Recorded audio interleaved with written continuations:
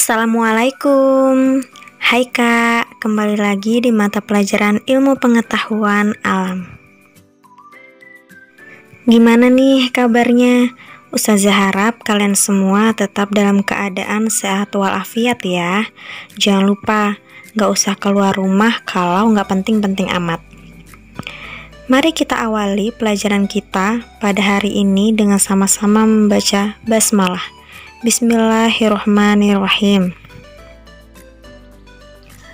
Pada pertemuan sebelumnya kita sudah membahas tentang apa sih gelombang itu, kemudian bagaimana dan seperti apa jenis-jenis dari gelombang, di mana ada dua jenis gelombang. Yang pertama berdasarkan arah gerak dan rambatnya, kemudian yang kedua itu berdasarkan medium perantaranya.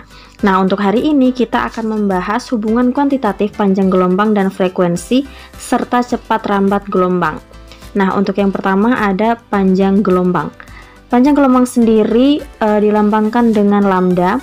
Kemudian panjang gelombang itu tergantung dari jenis gelombangnya.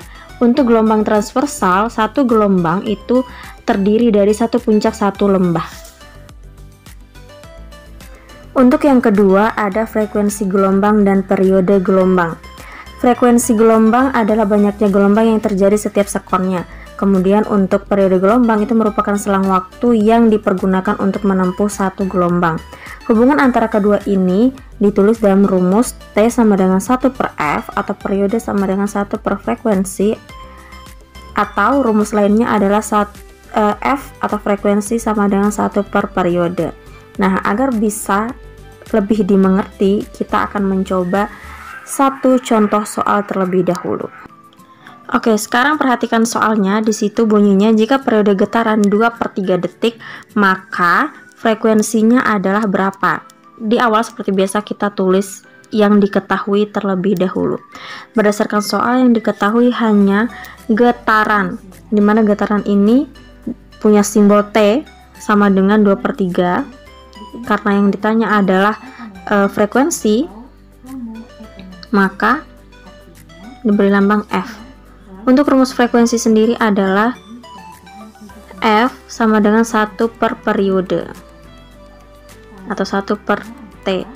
Nah, langsung substitusikan angkanya. Kita lanjut ke sebelah. F sama dengan,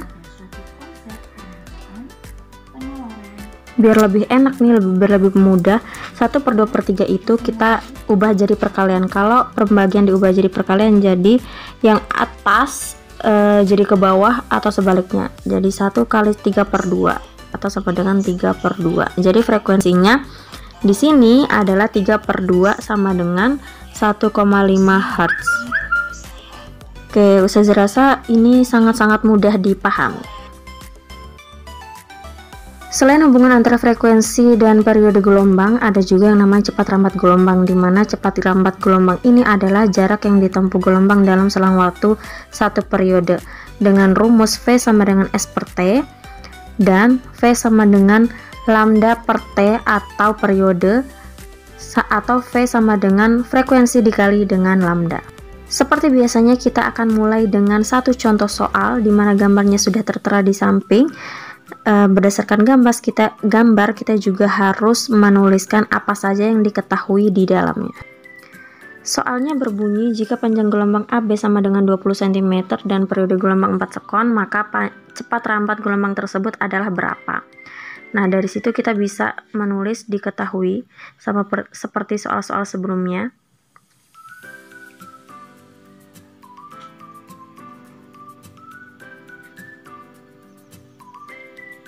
Yang pertama, kita gambarkan dulu nih seperti apa ilustrasi berdasarkan gambar yang ada. Di situ yang pertama ada di titik A, kemudian titik B,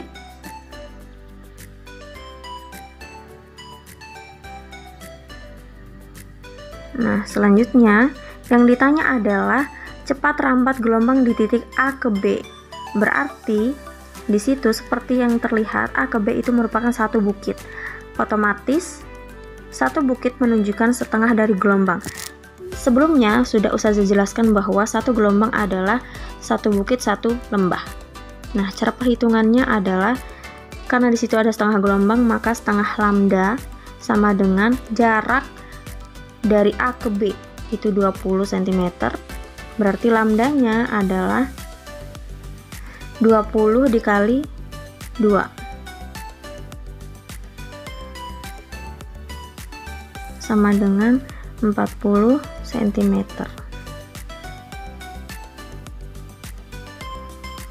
Nah, lambdanya kita sudah ketahui nih. Sekarang yang bisa kita ketahui selain lambda yaitu periode, dimana periodenya adalah 4 sekon. Dan yang ditanya adalah cepat rambat gelombang, dimana cepat rambat gelombang itu lambangnya V. Karena yang diketahui itu hanya ada lambda dan periode, maka rumus yang akan kita gunakan nanti adalah V sama dengan lambda per periode. Oke, sekarang lambdanya ada 40, kemudian periodenya 4. Langsung saja kita bagi, 40 dibagi 4 adalah 10 meter. Berdasarkan gambar itu 10 cm per sekon. Mudah ya, Ustazah harap mudah dipahami dan dimengerti oleh kalian. Pada bab getaran dan gelombang, kita nggak cuma mempelajari tentang getaran dan gelombang doang, karena gelombang itu juga bisa dalam banyak bentuk, seperti bunyi. Bunyi ini sendiri merupakan energi yang merambat dalam bentuk gelombang. Gelombang bunyi adalah gelombang longitudinal karena terdiri atas rapatan dan renggangan. Bunyi termasuk gelombang mekanik. Nah, ada 3 hal penting yang harus kita pelajari pada bunyi. Yang pertama, bisa disebut bunyi apabila memenuhi 3 syarat. Yang pertama ada sumber bunyi, kemudian ada medium perantaranya. Medium perantara ini dapat berupa zat padat, zat cair, ataupun gas. Dan yang terakhir, ada pendengar atau penerima bunyi. Ketika tidak ada yang mendengar bunyi, maka tidak terjadi bunyi. Selain itu, gelombang bunyi itu memiliki beberapa sifat. Yang pertama, gelombang bunyi merupakan hasil dari getaran. Dan gelombang bunyi juga memerlukan medium nih untuk perantaranya.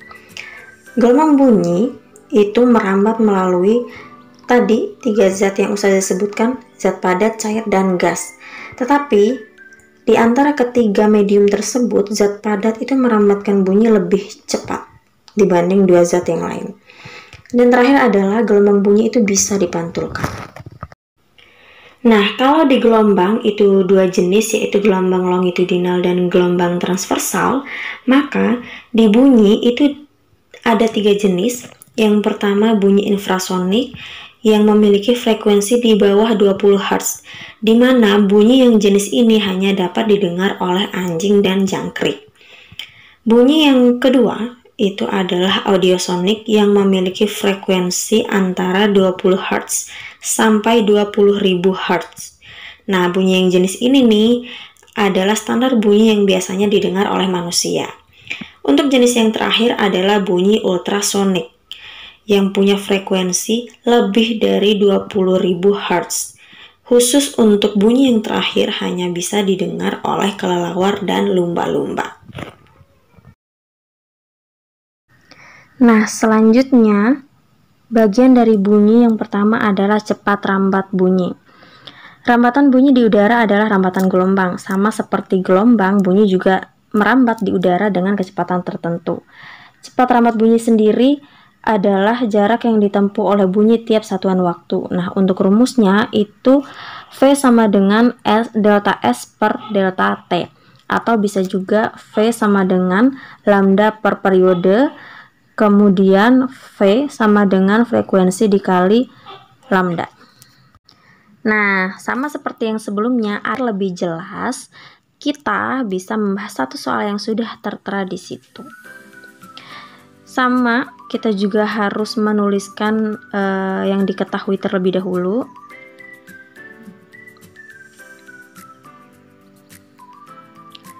Yang pertama, berdasarkan soal, yang bisa kita ketahui adalah lambda, di situ panjang gelombangnya 160 cm. Nah, karena semua ini dalam bentuk meter, maka 160 cm ini kita harus ubah ke meter. 160 cm ke meter berarti 100, maka dibagi 100 jadi hasilnya 1,6 meter. Selain itu ada V atau cepat rambat bunyi dengan nilai 360 meter per sekon. Jangan lupa untuk tetap menulis satuan. Oke, sekarang yang ditanya adalah frekuensi yang dipancarkan oleh sumber bunyi itu berapa. Nah, berdasarkan rumus yang tadi kita bahas, rumus utamanya adalah V sama dengan F atau frekuensi dikali dengan lambda. Karena yang ditanya frekuensi, maka rumusnya menjadi V atau F sama dengan V per lambda. Kita bisa langsung saja substitusikan angka-angkanya. F sama dengan nilai V-nya itu, nilai V atau cepat rambat gelombang itu 360 dibagi dengan panjang gelombangnya senilai 1,6 meter.